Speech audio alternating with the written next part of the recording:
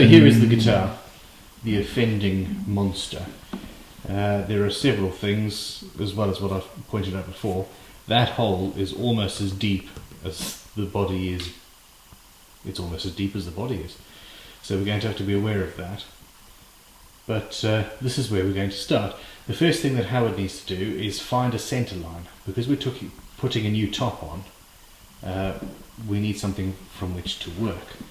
And this is an ash, a slightly figured ash top that I have had floating around in my wood store for, well, a number of years now. And obviously it's centre joined, so Howard's going to need to locate that. And the way he's going to do that is take some measurements and use a set square to find the centre line.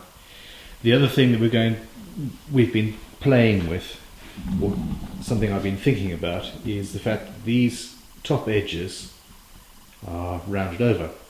And because we're gluing a top to that, we might have an issue. If we were gluing a top and not doing binding, then we would need to flatten the whole body to make it flush so that there isn't a gap around the edge.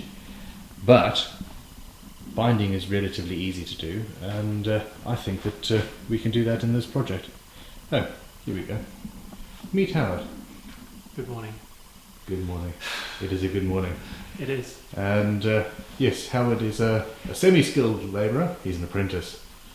And this is going to be fun. So, let us go and find a centre line. Howard's just pointed out that you could possibly use the pre-drilled holes to work from to try and find out where the centre line is. I don't particularly trust them. What I would do is take as many measurements as you can, and I would measure from that wall to that wall. So go like that, and then put something square across. I'd measure from there to there. I'd measure from the widest points, I'm banging the camera, from that wide point to that wide point, and then see where we end up. That should also help find a centre line. And if you've got lots of points to start from, you should end up with something akin to a centre line.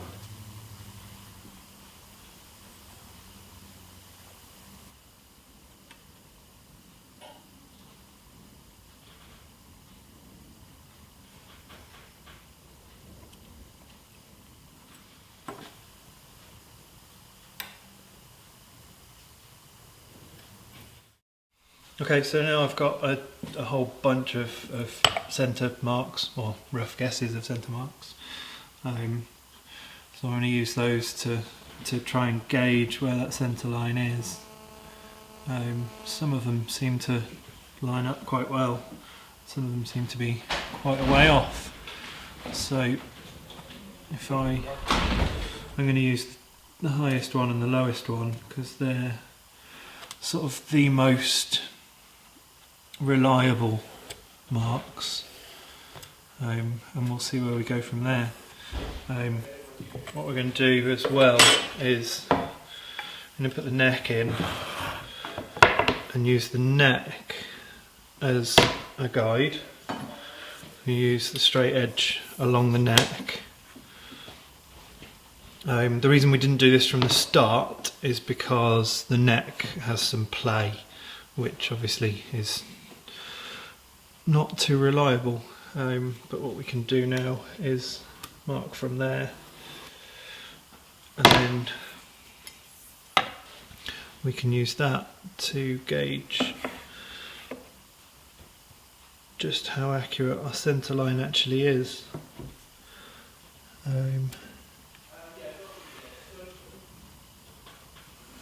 So we do that, and then we can measure the distances therein.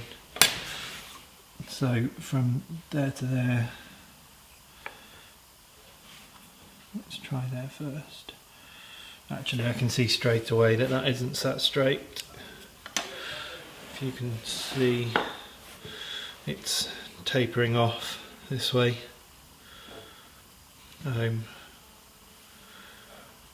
So now I have to determine whether that's because the neck isn't sitting straight at all, or whether that's actually my centre line that is that far off. And I believe it may be a combination of the two. Howard has found his centre line. There were 2 or 3 to choose from, and basically he's extrapolated between them.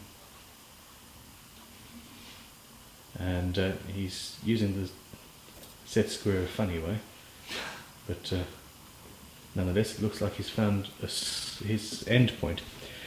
Bear in mind that once you've glued the top, this is going to be your mark. This is going to be the only mark that you can still see. Now that we have the centre line here, what Howard needs to do is, that's the top, and he needs to draw the body outline on here and rough out.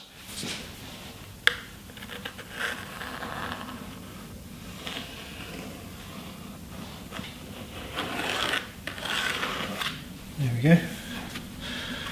We now have a roughed out new top for this guitar. What Howard needs to do is draw the centre line on this and draw it down the edges so that you can accurately locate it on the body when you're gluing. And then it's simply a case of brute force and gluing pressure. Or are those the same thing?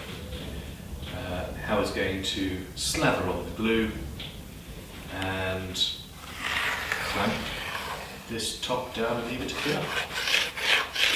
Let the transformation begin. I've just realised that I jumped the gun a little bit.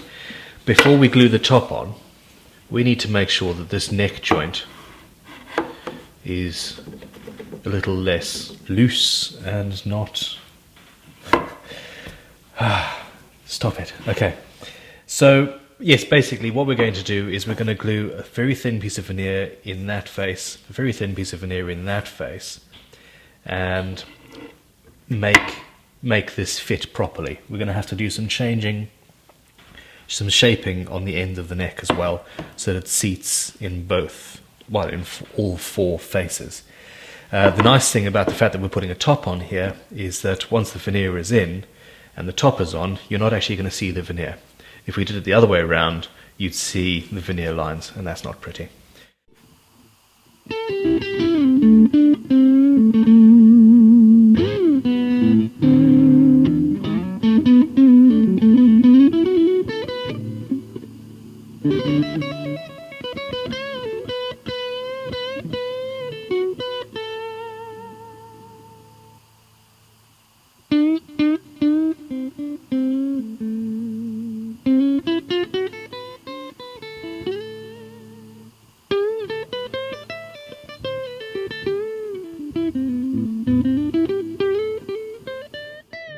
So Howard has glued those in, and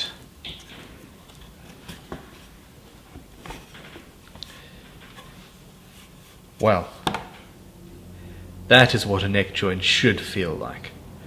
So obviously a little bit later, i.e. when we come to the finishing, we're going to be fitting the neck a little bit better around those edges. But for now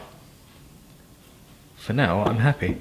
If we were going to be using a really thick polyester finish or a 2-pack something, then that would be a too tight a neck joint. But since we're not, that's ideal.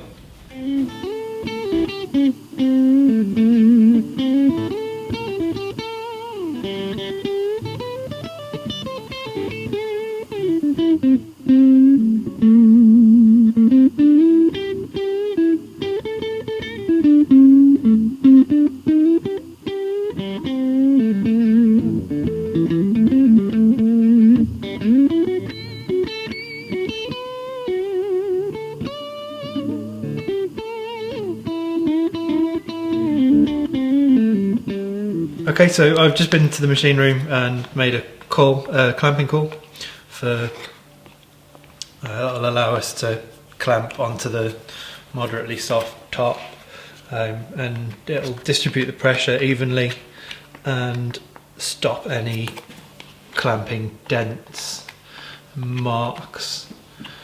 I'm just spreading the glue now, as you can see. Not quite used enough, but I'm using tight bond. I like tight bond, it's a nice long curing time, so it allows me to spread it nice and evenly and not have to rush too much. The glue has made the top slip and slide, and of course, so the trick is to put one clamp at the end somewhere near the centre line and then line that up and finesse it, basically.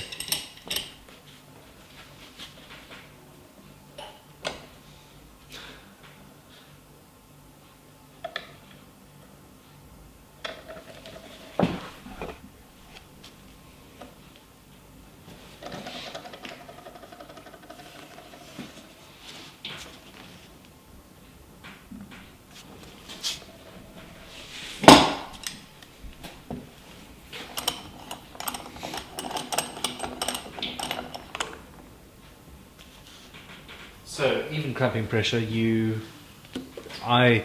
the fact that this is a thin top, I would put clamps in every available space, and then an F clamp, sort of a deep-throated clamp, one going into there and one going into the centre.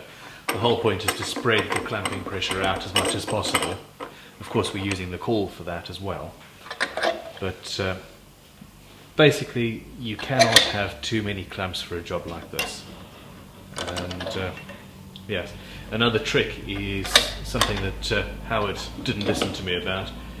Use 4-inch clamps in those positions, and then you can go back later and put a 6-inch one there and there, so the handles do not knock into each other and give you the trouble that he's got over there.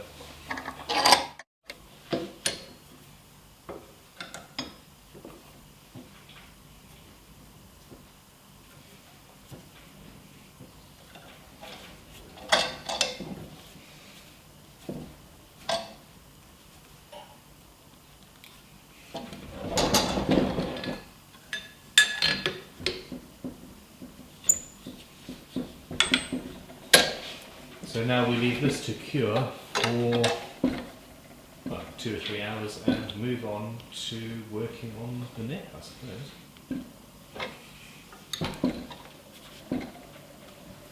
There we go. Lovely. Heavy.